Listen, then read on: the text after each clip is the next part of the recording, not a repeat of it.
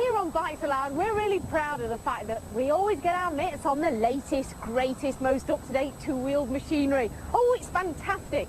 But today, Johnny and I decided that we get a bunch of old Triumphs together and take a trip down memory lane. Try and find out what it was like back then. You know, the days of Marlin Brando, the wild one. Ah, speaking of the wild one, hey look, what's all this? It's Nostalgia Day, Johnny. You should have your black leathers on in your old bike. You told me you were coming on a Triumph. I didn't know you meant a new one. This is a classic Triumph. What's wrong with you? 110 horsepower, 160 kilos, goes around the racetracks in an instant. This is a classic Triumph. Trust you just don't get it, do you? Look, we've got these lovely old machines. I'm not interested in these oil-leaking Marlin Brando tassel leathers. No. Look, just do as you're told for a change. Go and get that kit off and get your horse on one of these old bikes. I mean, owning a Triumph Bonneville all those years ago would be the equivalent of owning a Yamaha R1 today. Weighs nothing compared to today's bikes. I mean, I know there's an awful lot of kit on today's bikes, but you know, the majority of them are quite heavy. Yes, it's like taking your grandma out for a spin. I mean, there's absolutely no protection. I mean, it is, you are full on forward to the elements.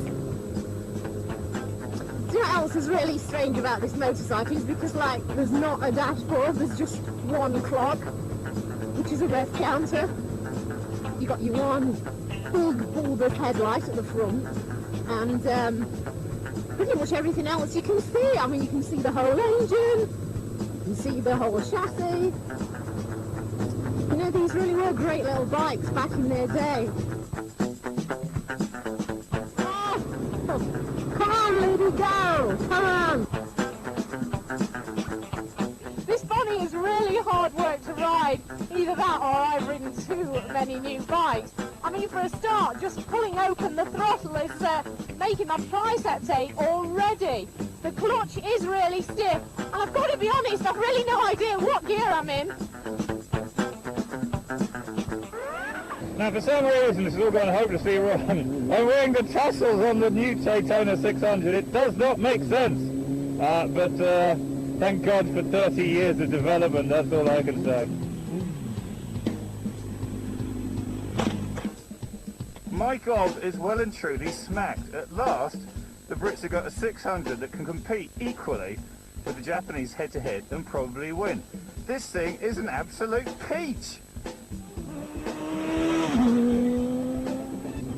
So anyway, while Louise is stranded in that lay-by back there on her oh-so-retro and cool Triumph Bonneville, I'm out here enjoying the sunshine and the country roads on the new Daytona 600. And I have to be honest, I wasn't a fan at all of Triumph's last 600 affair, the TT 600. However, this new Daytona 600 is nothing like that at all. It's very comfortable to ride, so don't worry about being cramped up or squeezed into a racer crouch if you're tall. It's comfortable. The clock's a minimalist, the screen here at the front is minimalist. The brakes are stunning, the handling is great, but the real thing that sets this bike aside from any previous Triumph sports bike is this engine. 4-cylinder, 600cc, and it goes like absolute stink because this is a proper 600 Super Sport sports bike.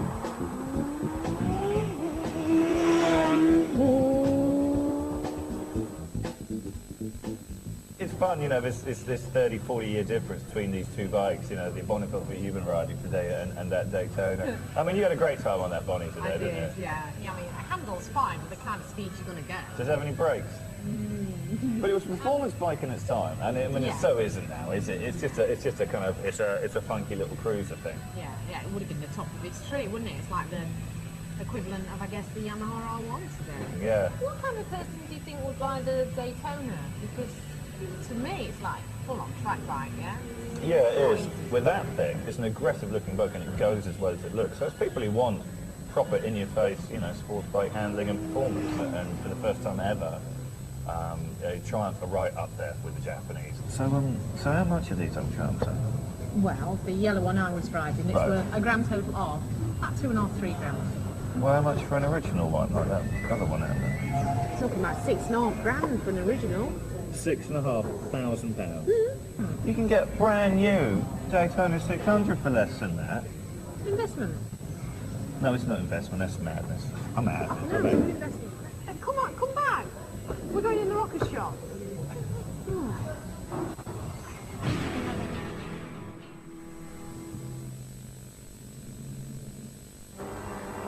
Beautiful day, isn't it? Marvellous, marvellous. Even the sun looks beautiful today. Crikey! Stand at 9 o'clock now. Mossy, give them a taste of British spam. Get a crab bottle, Carlton. Roll forward, Johnny. And roll forward. Johnny, I believe I've got them right in the chops. Good show, old boy. Shall we get back to the Iron Club for sherries and chasing beautiful ladies? Top idea. Let's have a couple of snorters to celebrate our victory. Tally-ho!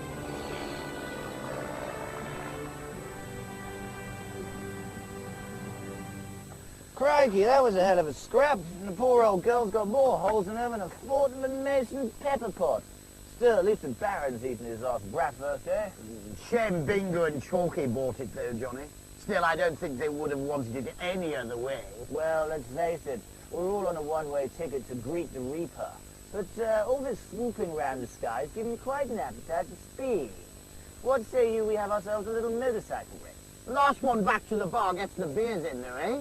Capital. Well, I'll give you a bit of a head start on that antiquated old Enfield, for I have the latest Triumph. Don't you forget, I can show you a thing about how to ride a motorcycle, cheeky blighter. Go on, back. Tally-ho, tally-ho. Believe it or not, you can still buy an honest-to-goodness British-made Royal Enfield. So if you yearn for the years of real men, giant moustaches and powdered egg, then this could be just the bike for you. It might not be top of the tree in performance terms, but for just £4 you can pick up a proper slice of British bully beef. Now, this is Royal Enfield's 500. Quite a tricky old beast to master, you know. I mean, the brake pedal is on the left-hand side. Oh, dear me, you see that? And the gear lever, yes, that one there is on the right. And sometimes one gets confused, stamps on the gear lever, only to find that nothing happens. Bloody hell. I better get going. Chokes away. I don't know how many horses this thing has, but I guess it's not much more than 25. You open the throttle and then some time later the thing lifts its skirt and gets going. If you attain a higher speed than 80, crack open a bottle of champagne. And it's not just Royal Enfield that's jumping on the British retro bandwagon. Triumph has jazzed up its classic, the Bonneville, and come up with the rather spiffy Thruxton 900. With a bigger engine, racier suspension and uprated brakes, it promises to tempt even the most cynical retro basher. Very racy position on this old girl. Reminds me of my gypsy moth, which was the old string bag I had before the current Tiger. And my weight is all over the front end, so I have supreme riding control, especially at the we are currently doing. Now the handling of the beast isn't too bad. Quite a light, flickable beast. Suspension very firm. The rear suspension is adjustable for preload, which it certainly needs, because at the moment it's a little bit squishy. I might have to lose some weight, obviously, been drinking too many pints down the bar. Now, if you want a classic without spending half your waking life in the workshop, both bikes will get you some kudos with a Pisspot lid and goggles brigade. The Thruxton is a classic in name and styling only.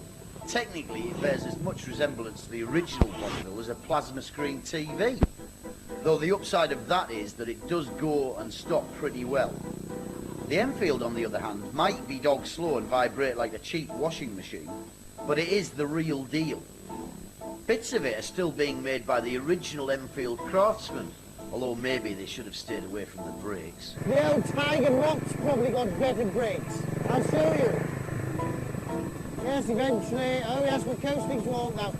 Yes, well, I don't anticipate seeing that stupid tail gun of mine anytime soon. And I know for a fact that my extremely racy front disc brake setup is in a different league.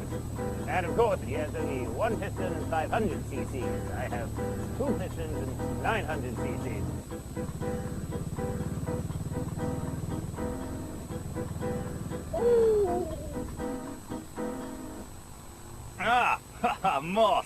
never thought you'd get here at the rate you've been riding, old boy. Bloody pilots, flash gates, have to be winning all the time, not like me, losing everything. God. How else do you think we get all the tot here? All the skirt, all the crumpet. Well, hello. Well, hello. What do you do? Well, actually, I'm pilot for the RAF. I fly Sopwith camels over the Western Front. I risk life and limb every day. Really? That's a shame. I've always preferred tail gunners. Sorry, was that a preference for tail gunners, Dolly? Yes, I'm a it's tail gunner myself. Nice to meet you. Well, shall we go for a spin on my Royal Enfield? I'm sure you'd love it. That would be super. Come on then. Let's hurry, let's do it. Blast.